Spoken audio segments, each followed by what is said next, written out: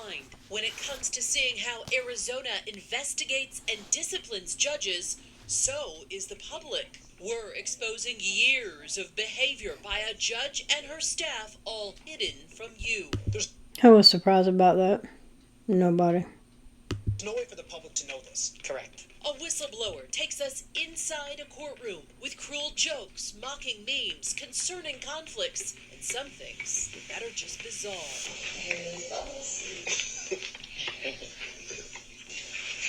All rise. It's the order we all receive when a judge enters the courtroom. It's to show respect and honor, and it's why we call this investigation dishonorable. Nope. They're getting no respect. That's earned. Why do you think cops act like they do? Because they're a bunch of tyrants. We're going to take it to court? Take it to court like this one? We're about to show you how people on the other side of the bench were treated in one judge's courtroom and how the system failed to hold her accountable.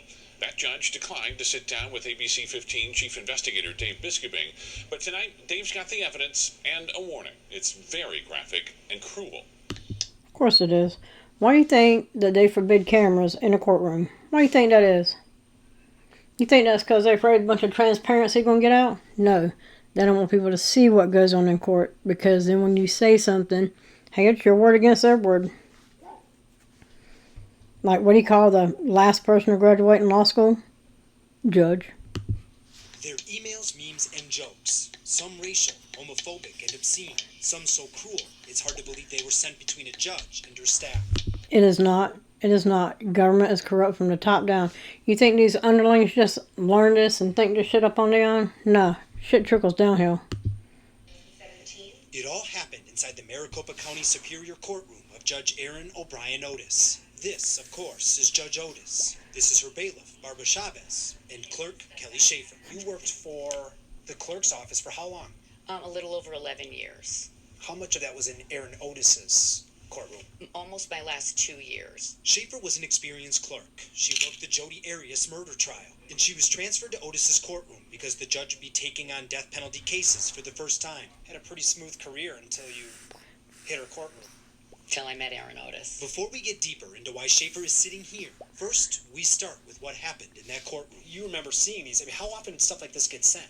Almost daily. Really? Yes. Like you're in a hearing and just these would pop up? Yes. We obtained messages from late 2017 through 2018, then pulled courtroom video to see what was going on as they were sent. So there's one, and I'm just going to get it out of the way because it's maybe the worst. It's got no subject line, so you have no idea what you're about to open. Yes. I even got it highlighted here with it's posted. It came during a jury selection in September 2017. Are there any jurors who have any physical conditions or illnesses that would make it difficult to sit through a trial of this length? We're changing the voice of the woman you're about to hear. Okay, you want to talk in private? Okay. In the cleared out courtroom, the juror says she has a medical condition that gives her uncontrollable periods. I appreciate you bringing that to our attention. I don't want to put you in a situation where you're going to feel uncomfortable or anything like that. Otis's bailiff emails this photo almost immediately after the juror leaves. We blurred the word at the bottom.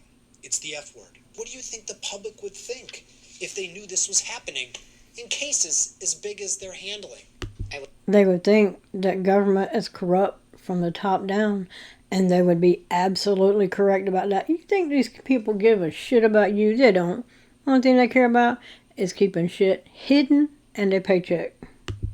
Would hope they would be disgusted by it. By big cases. Then you must oppose the death penalty. We mean murders and death penalty trials, like the State v. John Allen. He's one of multiple family members convicted of first-degree murder after they put 10-year-old Amy Deal in a footlocker. He had the only key. And at this moment in trial, the bailiff emails a pair of photos to Otis, comparing the defendant and his family to characters in movies. First, cannibals from The Hills Have Eyes. Then, Chucky. ABC 15 obtained many examples in many cases. Sexist, racist? Yes. Just blatantly insensitive? Absolutely. You name it. To be clear, bailiff Barbara Chavez initiated many of the mocking emails. But here's one first sent by Judge Otis about a defense attorney. Subject line, pants. Quote, not for trial or even ever. Otis again emails her bailiff a minute later. You can see all the cellulite on her butt. The bailiff then sends this picture you've been looking at, but we added the black box because the original image is just too graphic for TV news. We're not going to show video of the defense attorney, but this is Otis's expression moments after the photo is emailed. Jurors, defendants, their families, attorneys, even presiding judges, all targets. Nobody was off limits. And Aaron Otis would even say, because at one point they took these memes, they printed them out, they laminated them, and they hung them on the wall in the division. So when you walked into the judge's division, there was a whole wall. Well, they made like a collage. Oh, yeah, absolutely. It was a collage on the wall. And then finally the court reporter went out and bought a little photo album book, and we were like, please take them off the wall and put them in your hate book. So they did. They had a hate book. Hate book? A hate book, yeah. Is that what they called it? That's what I called it. Okay. But I mean... What else can you call it? I don't know. You know, like... A hate book they had for everybody that's not them. That's what they think of you. In the statement, Otis absolutely refuted the claims about an album of memes and emails. And as for Schaefer, why didn't she just ask for a transfer? They said if I wanted to leave, they were going to tell her it was at my request. I was afraid of her. I had a great career there. In early 2019, after almost 2 years, Schaefer finally spilled everything to her bosses in writing. It forced the clerk's office to file a complaint with the Arizona Commission on Judicial Conduct, which oversees and investigates judges. The complaint included info about the same memes and emails, plus other allegations, manipulating judicial performance reviews, inappropriate conversations and interactions with defendants, like clearing a courtroom to throw a birthday party for the son of a 6-time convicted felon before sentencing him. The party had cupcakes and bubbles, and we dug up video to prove it. Who's surprised about that? Is anybody really surprised about that? Why do you think they call this shit kangaroo court? Is there any point where you look back on it and you just go, oh my God, like I can't believe like I sat in there through all of this. Every day. And I'm ashamed of myself for not coming forward sooner. I live with that every day. Yep. Tell our kiddos the same thing. You see something? You say something. You don't let other kids get bullied because you are afraid of what other people might say. You do the right thing regardless. You know right from wrong. You won't want to be treated like that. You don't treat nobody else like that. And you do the right thing. You feel guilt for this. Mm-hmm. My kids, if you watch somebody bullied and you do nothing, you're as bad as the bully. Now, ethics experts told us the evidence we just showed you is unlike anything they've seen.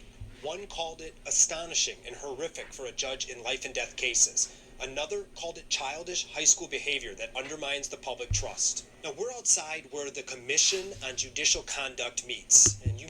Ooh, Commission on Judicial Conduct. Awful official sounding name for a bunch of tyrants. might assume that they disciplined Otis. No.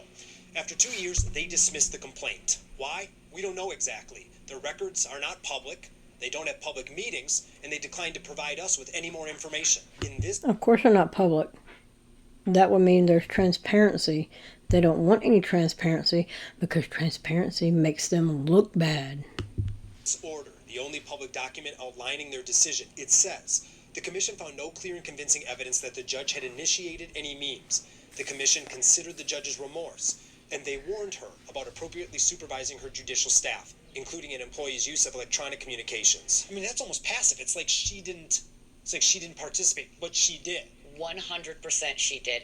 There were so many times that she would even say to her bailiff, that needs a meme. That deserves a meme. The commission's order does not address the other allegations, and because they dismissed the case, they removed Judge Otis's name from the final public finding. Removed her name from the public final findings. You can't make that shit up. Again, more transparency. Have you read through this? I have. What do you think about this? No one would have any idea who it was or what this is or what it pertains to. Or what even happened? No. Barbara Chavez still works for the court. As for Otis, she joined the bench in 2012, but resigned in 2020. She left in the middle of the judicial investigation to work at the Maricopa County Attorney's Office. Of course she did. Of course they moved her on.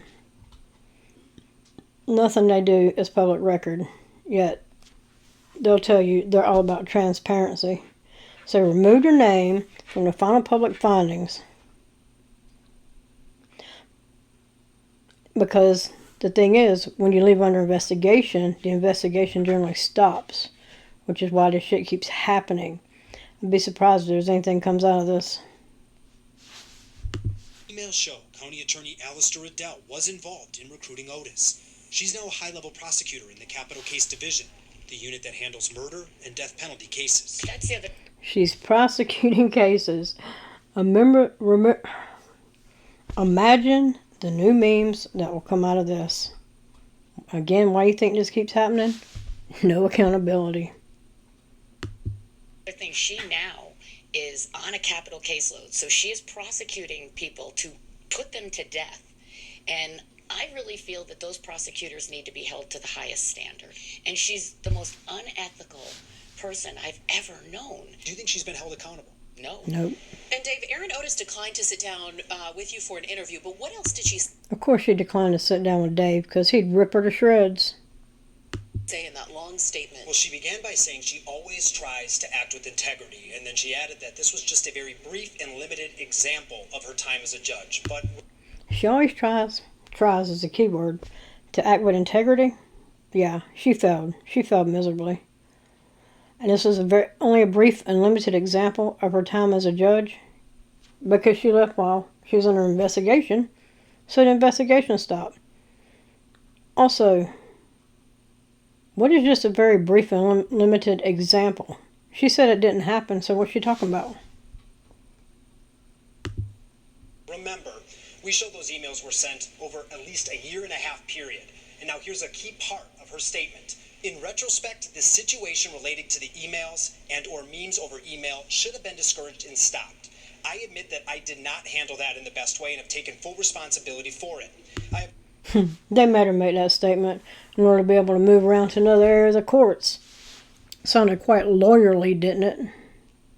I've also taken full responsibility for anything I said over email that lacked professional boundaries. Otis also emphasized multiple times the Judicial Commission dismissed the complaint against her. Of course they dismissed the complaints against her. They'll always cover for each other. That's how government works.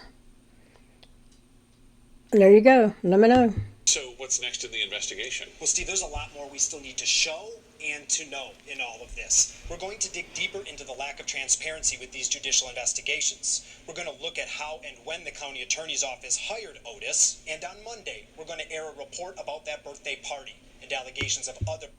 Can't wait to see what comes out of this. If anything, we'll find it. ...inappropriate contact with defendants. Thanks so much, Dave. You can see that full report and Let me know what you think. ABC15.com/investigators right now.